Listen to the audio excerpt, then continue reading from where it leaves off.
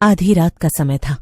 घड़ी में लगभग 2:13 हो रहे थे और शहर के सबसे बड़े गर्ल्स कॉलेज के हॉस्टल में सन्नाटा छाया हुआ था। ऐसा इसलिए था क्योंकि हॉस्टल की सभी लड़कियां छुट्टियों में अपने अपने घर गई हुई थीं, सिवाय पीहू के। इस बार वो छुट्टियों में अपने घर नहीं गई थी और अकेले हॉस्टल में रुकी हुई थी और वो गहरी नींद में सो रही थी। तभी अचानक एक आवाज आती है। शोर सुनकर पीहू की नींद अचानक से खुल जाती है। हाँ, ये क्या था? ये आवाज कैसी आई? पीहू कमरे में इधर उधर देखने लगी, लेकिन कोई भी वहां नहीं था। पीहू हमेशा कमरे की लाइट्स जलाकर ही सोती थी। बाहर नीचे भी कोई नहीं और कमरे में भी कोई नहीं, तो ये शोर कैसा था? उफ, शायद मैंने कोई बुरा सपना देखा होगा। हाँ, फिर से सो जाती हूँ। पीहू अपने बेड पर लेट गई, लेकिन तभी उसे फिर से वो आवाज सुनाई दी। इस बार आवाज साफ थी और ये ऊपर छत से आ रही थी। ओफो, तो ये आवाज छत से आ रही है फिर से। अब तो ये हर रोज का ही हो गया है। हाँ, पता नहीं कौन सी बिल्ली है जो ऊपर छत पर रखा कबाड़ हिलाती डुलाती रहती है। हाँ, सो जाती हूँ। पीहू ने आवाज को अनदेखा किया और वो फिर सो गई, लेकिन उसे फिर से वही आवाज सुनाई दी। पीहू नींद से जाग गई और गुस्से में उठकर बैठ गई। ओफो, हद होती है। बस बहुत हो गया।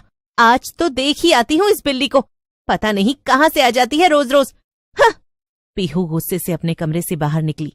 अचानक से पीहू को फिर से वही आवाज आई। ये क्या? अब तो ये आवाज कॉरिडोर की छत से आ रही है। ये तो बड़ा ही अजीब है।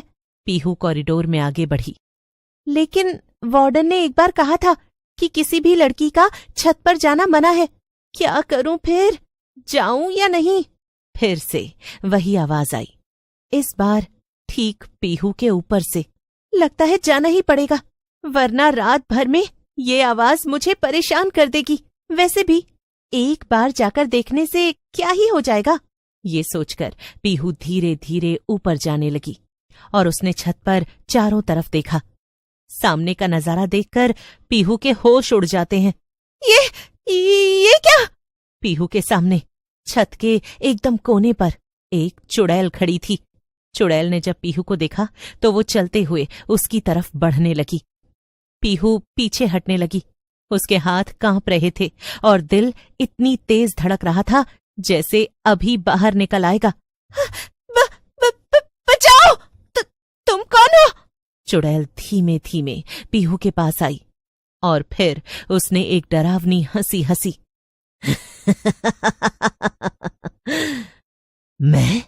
मैं हूँ छत पर चलने वाली चुड़ैल। मैं ही इतने दिनों से रोज छत पर चल रही थी। क्या? यानी कोई बिल्ली नहीं थी? मैं क्या तुझे बिल्ली जैसी दिखाई देती हूँ, बेवकूफ लड़की? हे भगवान, बचाओ बचाओ, वार्डन दीदी! पीहू को चिल्लाता देखकर चुड़ैल को गुस्सा आ जाता है।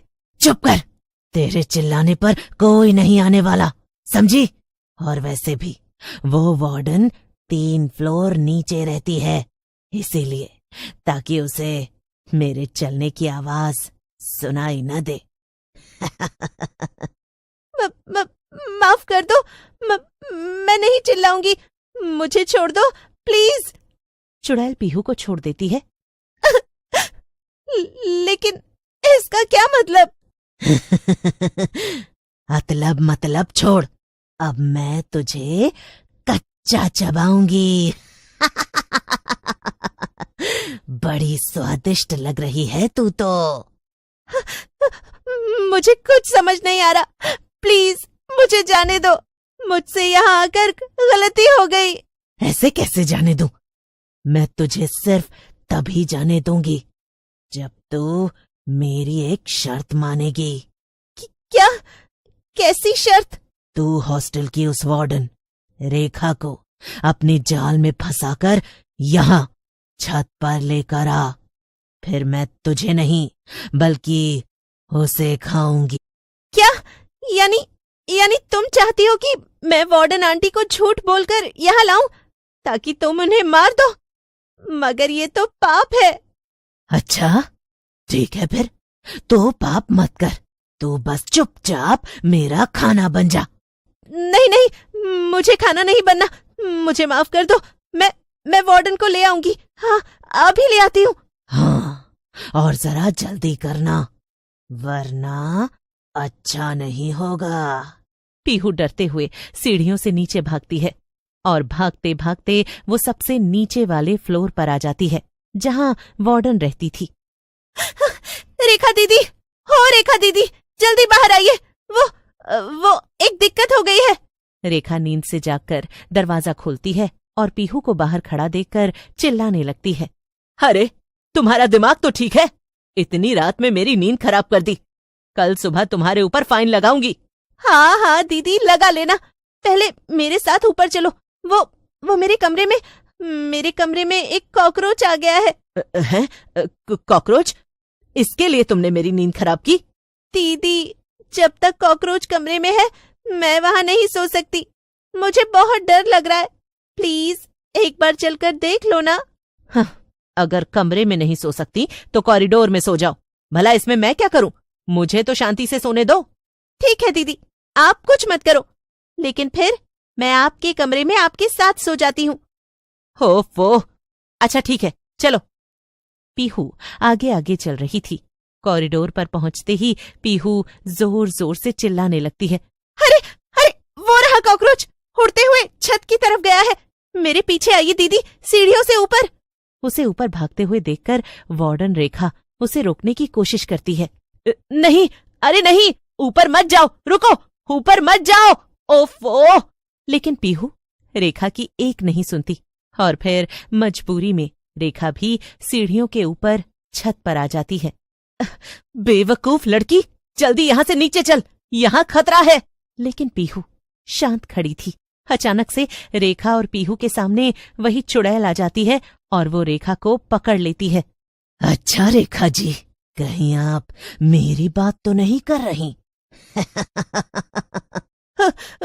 बचाओ बचाओ, देखा बेवकूफ लड़की, तूने मुझे कहाँ फंसा दिया। मुझे माफ कर दो रेखा दीदी, लेकिन इस चुड़ैल ने मुझे धमकी दी थी। हाँ? नहीं, मैं तुझे छोड़ूंगी नहीं। पहले खुद को तो बचाओ रेखा जी, फिर किसी और को छोड़ने और ना छोड़ने की बातें करना। चुड़ैल रेखा की तरफ उसे मारने के लिए बढ़ती है। नहीं, इन्हें छोड़ दो ना, इन्होंने तुम्हारा क्या बिगाड़ा है? दूर हो जा, वरना तेरी भी खैर नहीं। आवाज सुनकर और अचानक उसे कुछ याद आता है। तुम रश्मि हो? तुम चुड़ैल कैसे बनी? तो तूने मुझे पहचान ही लिया पीहू? हाँ, मगर ये सब कैसे? और तुम इस वार्डन को क्यों मार रही हो? असल में रश्मि और कोई नहीं बल्कि पीहू की रूममेट थी। सबकी तरह वो भी छुट्टियों में अपने घर चली गई थी, लेकिन वो यहाँ चुड़ैल बनकर छत पर कैसे भटक रही थी? ये तो एक राज ही था जो सिर्फ रश्मि बता सकती थी।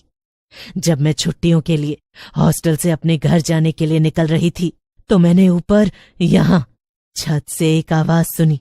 मैंने ऊपर आकर देखा तो ये वार्डन किसी से फोन पर बात कर रही थी। इसका कॉलेज के प्रिंसिपल के साथ अफेयर चल रहा था, जबकि ये और वो दोनों शादीशुदा हैं। इसने मुझे देख लिया और मार दिया, फिर प्रिंसिपल के साथ मिलकर आसानी से मेरी मौत को सांप से छिपा दिया। और आज भी मरने के बाद मैं एक चुड़ैल में बदल गई और मैंने फैसला ले लिया कि मैं इससे बदला लेकर रहूंगी। ये तो तुम्हारे साथ बहुत बुरा हुआ रश्मि, फिर तो तुम बहुत अच्छा कर रही हो। अपना बदला लेकर मार दो इसे। चुड़ैल पीहू के सामने ही उस वार्डन को मार देती है और उसकी आत्मा को शांति मिल जाती है। वो हवा में गायब हो जाती है और पीहू वापस अपने कमरे में आ जाती है। उस दिन के बाद से छत पर कभी किसी के चलने की आवाज नहीं आई।